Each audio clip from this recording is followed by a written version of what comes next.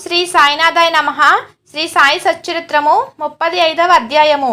ఈ అధ్యాయంలో కూడా ఊది మహిమ వర్ణింతుము. ఇందులో బాబా 2 విషయములలో పరీక్షింపబడి లోపం లేదని కనుగొనబడుట కూడా చెప్పబడినది. బాబాను పరీక్షించు కథలు మొట్టమొదటి చెప్పబడిను. ఆధ్యాత్మిక విషయంలో లేదా సాధనలందు శాఖలు మన అభివృద్ధికి అడ్డుపడును. భగవంతుడు నిరాకరుడని నమ్మువారు భగవంతుడు ఆకారం గలవాడని నమ్మువారిని ఖండించి అది వట్టి భ్రమ అనెదరు.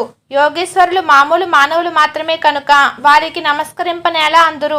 ఇతర శాఖల వారు కూడా ఆక్షేపణ చేయుచు వారి సద్గురువు వారికి ఉండగా ఇతర యోగులకు నమస్కరించి వారికి సేవ చేయనేలా అందురు.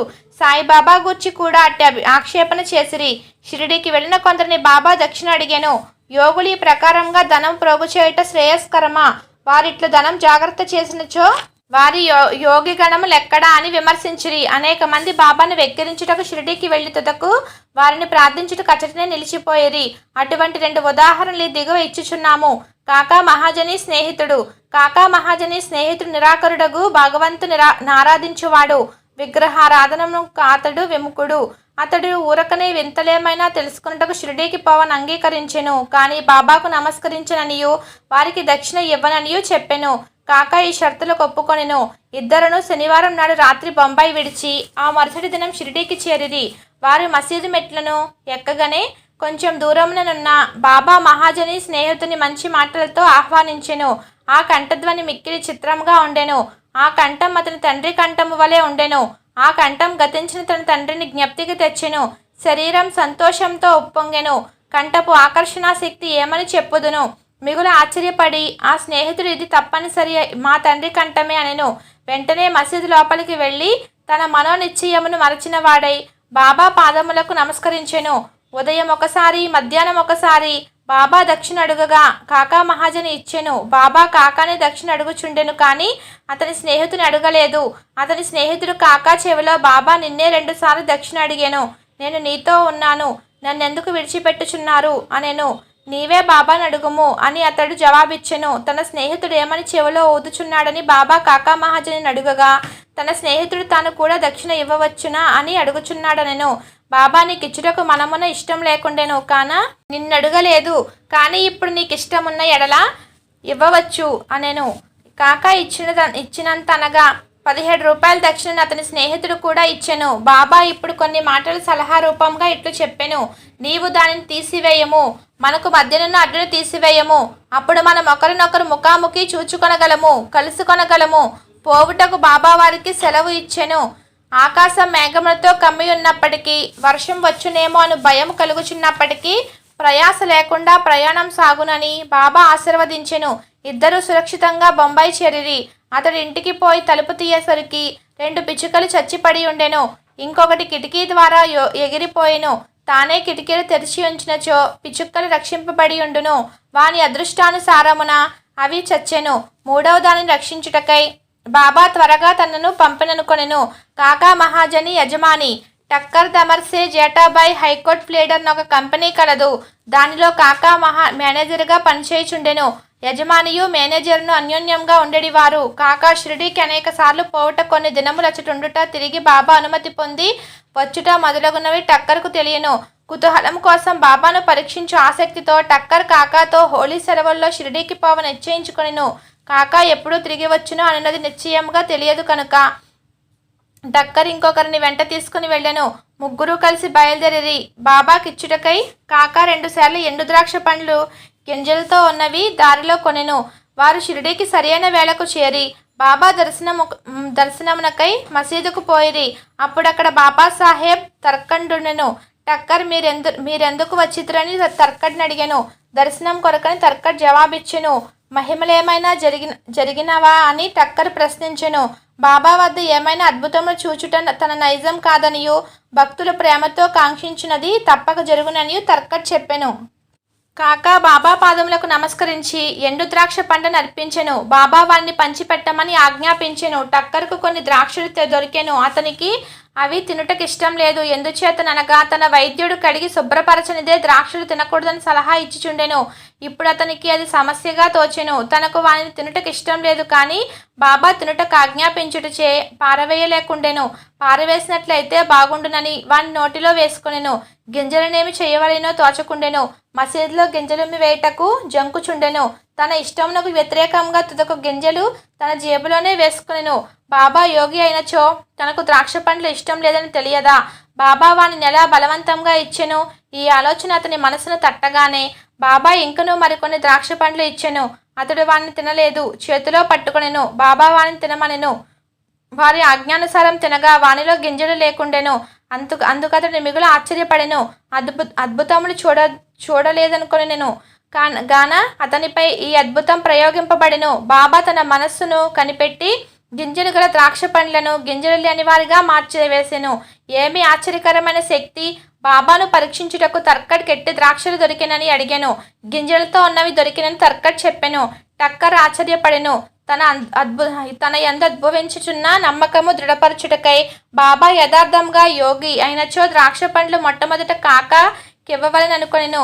అతని మనస్సునందున ఈ సంగతి కూడా గ్రహించి బాబా కాకా వద్ద నుంచి ఎండు ద్రాక్షల పంపిణీ ప్రారంభింపవలెనని ఆజ్ఞాపించెను.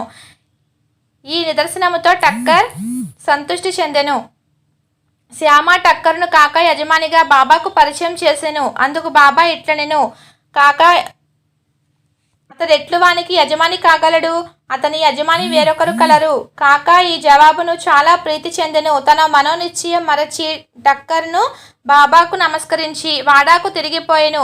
మధ్యాహ్న హారతి అయిన పిమ్మట వారందరూ బాబా వద్ద సెలవు తీసుకునుట మసీదుకు పోయిరి. శ్యామ వారి పక్షంలో మాట్లాడెను. బాబా ఇట్లు చెప్పదొడంగెను. ఒక చంచల మనస్సు గల పెద్ద మనుషుడుండెను. అతనికి ఆరోగ్యము ఐశ్వర్యము కూడా ఉండెను. ఎట్టి విచారములు లేకుండెను. అవసరమైన ఆరాటం పైన వేసుకొని అక్కడక్కడా తిరుగుచు మనశ్శాంతిని పోగొట్టుకొని చుండెను. ఒక్కొక్కప్పుడు భారములన్నీ వదిలివేయుచుండెను, మరొకప్పుడు వారిని మోయిచుండెను. అతని మనస్సునకు నిలకడ లేకుండెను. అతని స్థితి కనిపెట్టి కనికరించి, నేను నీకిష్టం వచ్చిన చోట నీకు నమ్మకము పాదుకొల్పుము, ఎందుకిట్లు భ్రమించదవు, ఒకే చోటును ఆశ్రయించుకుని నిలకడగా నుండు అని చెప్పి తిని. వెంటనే టక్కర్ ఇది అంతయు తన గూర్చియే అని గ్రహించెను. కాకా కూడా తన వెంట రావాలని అనుకొనెను. కానీ కాకాకు అంత త్వరగా షిరిడి విడుచుటకు ఆజ్ఞ దొరుకునని ఎవరినో అనుకోలేదు. బాబా దీనిని కూడా కనుగొని కాకాను అతని యజమానితో పోట కనుజ్ఞనిచ్చెను. ఈ విధంగా బాబా సర్వజ్ఞుడనట టక్కర్కి ఇంకొక నిదర్శనం దొరికెను. బాబా కాకాను 15 రూపాయలు దక్షిణాడికి పుచ్చుకొని అతనికి ఇట్లని చెప్పెను, నేను 1 రూపాయి దక్షిణ ఎవరి వద్ద నుంచి గాని తీసుకొనినచో దానికి 10 రెట్లు ఇవ్వవలెను. నేను రాక ఏమీ తీసుకొనను. యుక్తాయుక్తములు తెలియకుండా నేనెవరిని అడుగను. పకీర్ ఎవరిని చూపునో వారి వద్దనే నేను తీసుకున్నదను. ఎవరైనా పకీరుకు గత జన్మ నుంచి బాకీ ఉన్నచో వాని వద్దనే ధనం పుచ్చుకొందును. దానం చేయువాడిచ్చినది ప్రస్తుతం విత్తనములు నాటుట వంటిది. అది మునుముందు గొప్ప పంట అనుభవించుట కొరకే. ధర్మం చేయుటకు ధనము ఉపయోగించవలెను. దానిని సొంతమునకు వాడుకొనినది వ్యర్థమై పోవును. గత జన్మలో నీవిచ్చేయుంటినే కానీ నీవిప్పుడు అనుభవించలేదు కనుక ధనమును పొందవలననిచో దానిని ప్రస్తుత మిత్రులకు ఇచ్చుట సరియైన మార్గం. దక్షిణ ఇచ్చుచున్నచో వైరాగ్యం పెరుగును. దానివల్ల భక్తి జ్ఞానములు కలుగును. 1 రూపాయి ఇచ్చి 10 రూపాయలు పొందవచ్చును. ఈ మాటలు విని టక్కర్ తన నిశ్చయం మరిచి 15 రూపాయలు బాబా చేతిలో పెట్టెను. షిరిడీకి వచ్చుట మేలైనదనుకొనెను. ఎలాన అతని సంశయములన్నీ తొలగెను. అతడెంతయు నేర్చుకొనెను. అటువంటి వారి విషయంలో బాబా ప్రయోగించి యుక్తి మిక్కిలి ఆమోఘమైనది. అన్నీ బాబాయే చేయుచున్నను, దేనియందు అభిమానం ఉంచలేదు. ఎవరైనను నమస్కరించకపోయినను, దక్షిణ ఇచ్చినను ఇవ్వకపోయినను తనకందరూ సమానమే. బాబా ఎవరిని అవమానించలేదు. తనను పూజించినందుకు బాబా గర్వించడివారు కాదు. తనను పూజించలేదని విచారించేవారు కాదు. వారు ద్వంద్వాతీతులు. బాంద్రా అనిద్ర రోగి. బాంద్రా నివాసి కాయస్థా ప్రభు కులమునకు చెందిన ఒక పెద్ద మనుషుడు చాలా కాలం నిద్రపట్టక బాధపడుచుండెడివాడు. నిద్రించుటకై నడుము వాల్చగానే గతించిన తన తండ్రి స్వప్నంలో కనిపించి తీవ్రంగా తిట్టుచుండెడివాడు. ఇది అతని నిద్రను భంగపరిచి రాత్రి అంత స్థిరులుగా చేయుచుండెను. ప్రతిరోజిట్లు జరిగి ఏమి చేయుటకు తోచకుండెను. ఒకనాడతడు బాబా భక్తునితో ఈ విషయం మాట్లాడెను. బాబా ఊదియే దీనిని తప్పనిసరిగా బాగు చేయనని అతడు సలహా ఇచ్చెను. అతడు వానికి కొంత ఊది ఇచ్చి ప్రతిరోజు నిద్రించుటకు ముందు కొంచెం నుదుటిని రాసుకుని మిగతా పట్లమును తల క్రింద దిగువ పెట్టుకొనమనెను. ఇట్లు చేసిన పిమ్మట సంతోషము ఆశ్చర్యం కలుగునట్లు అతనికి మంచి నిద్ర పట్టెను. ఎట్టి చికాకు లేకుండెను.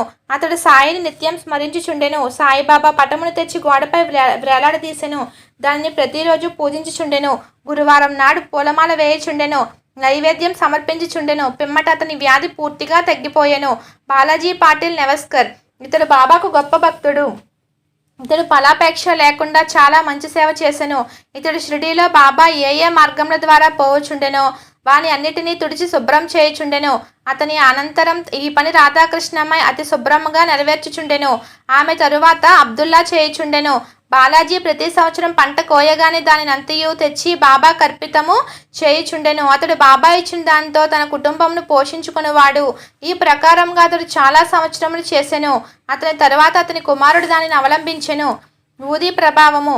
ఒకనాడు బాలాజీ సంవత్సరికం నాడు నెవస్కర్ కుటుంబం వారు కొంతమంది బంధువులను భోజనమునకు పిలిచిరి.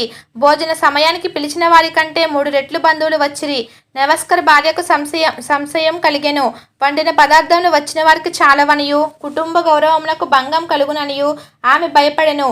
ఆమె అత్తగారు ఓదార్చుచు, భయపడకము, ఇది మనది కాదు, ఇది సాయి ఆహారమే. అన్ని పాత్రలు గుడ్డలతో పూర్తిగా కప్పివేయము. వానిలో కొంచెం ఊది వేయము. గుడ్డ పూర్తిగా తీయకుండా వడ్డను చేయము. సాయి మనలను కాపాడును అనెను. ఆమె ఆ సలహా ప్రకారమే చేసెను. వచ్చిన వారికి భోజన పదార్థములు సరిపోవటయే కాక ఇంకనూ చాలా మిగిలను. తీవ్రంగా ప్రార్థించినచో యథాప్రకారం ఫలితమును పొందవచ్చునని ఈ సంఘటన తెలుపుచున్నది. సాయి పాము వలె కనిపించుట. ఒకనాడు షిరిడీ నివాసి రఘుపటేల్ నివాసేలో నున్న బాలాజీ పాటిల్ ఇంటికి వెళ్ళెను. ఆనాడు సాయంకాలం ఒక పాము ఆవుల కొట్టంలోనికి బుసకొట్టుచూ దూరెను. అందులోని పశువులన్నీ భయపడి కదలజొచ్చెను. ఇంటిలోని వారందరూ భయపడిరి. కానీ బాలాజీ శ్రీ సాయి ఆ రూపణం వచ్చెనని భావించెను. ఏమీ భయపడక గిన్నెతో పాటు తెచ్చి సర్పము ముందు పెట్టి ఇట్లనెను, బాబా ఎందుకు బుసకొట్టుచున్నావు? ఎందులకి అలజడి? మమ్ము భయపెట్టదలిచితివా? ఈ గిన్నెడు పాలను తీసుకుని నెమ్మదిగా త్రాగుము. ఇట్లనుచు అతని దాని దగ్గర నిర్భయంగా కూర్చుండెను. ఇంటిలోని తక్కిన వారు భయపడిరి. వారికి ఏమి చేయుటకు తోచకుండెను. కొద్దిసేపట్లో సర్పం తనంతట తానే మాయమైపోయెను. ఎంత వెతికినను కనిపించలేదు. బాలాజీకి 2 భార్యలు, కొంతమంది బిడ్డలుండిరి. బాబా దర్శనమునకై వారు అప్పుడప్పుడు షిరిడీకి పోవచుండెడి వారు. బాబా వారి కొరకు చీరలు బట్టలు కొని ఆశీర్వచనములతో ఇచ్చుచుండెడి వారు. 35వ అధ్యాయం సంపూర్ణము. సద్గురు శ్రీ సాయినాథ్ అర్పణమస్తు. శుభం భవతు.